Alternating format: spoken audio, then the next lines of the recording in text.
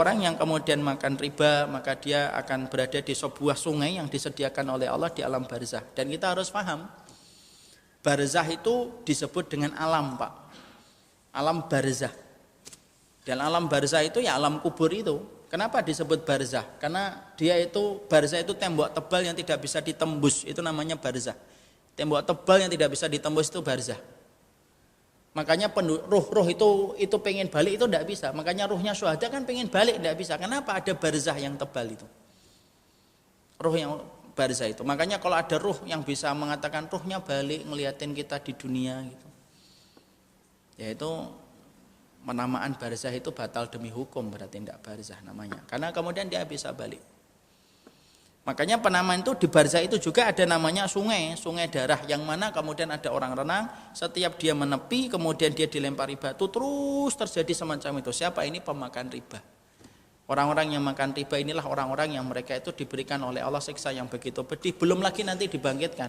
Orang yang makan riba ketika dibangkitkan, maka dibangkitkan dalam kondisi mabuk kepayang kayak orang kerasukan setan. Kayak orang kerasukan setan itu. Siapa orang yang akan dibangkitkan sebagaimana kerasukan setan? Orang yang makan riba.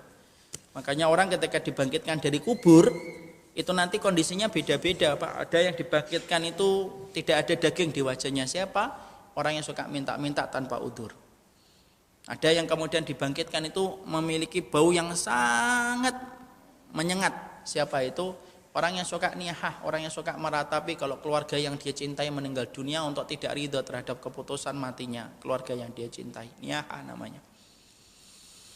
Ada yang kemudian dibangkitkan oleh Allah dalam keadaan buta. Siapa itu? Orang yang tidak pernah belajar ilmu agama ketika di dunia, hanya ngejar ilmu dunia terus, tapi akhirat tidak pernah memikat hatinya untuk mempelajari. Sekolahnya sampai S3 luar negeri, Pak. Datang ke kajian membaca hadis pun tidak pernah satupun. Tidak bisa membaca Quran, dia nyantai. Itu orang yang kemudian Allah dendam kepadanya. Allah itu akan membalaskan makarnya dia, bukan dendam. Allah akan membalaskan makar orang itu dengan Allah menjadikan tepat ketika dia dibangkitkan, Allah jadikan dia itu buta. Ya, bukan dendam ya. Allah membalaskan makarnya dia ketika di dunia itu dengan Allah jadikan buta. Ada yang dibangkitkan dalam kondisi senyum. Siapa itu? Orang yang mati syahid. Ada orang yang dijadikan miring-miring. Siapa itu? Nah, ibu-ibu yang paling tahu tentang ini. Orang yang poligami tetapi tidak adil. Silakan ibu-ibu dicatat di situ. Kemudian rohnya macam-macam itu. Makanya kemudian ada roh yang kemudian ditempatkan di dalam kubur itu dan akhirnya di dalam sungai dan dia dilempari, yaitu orang-orang yang makan riba.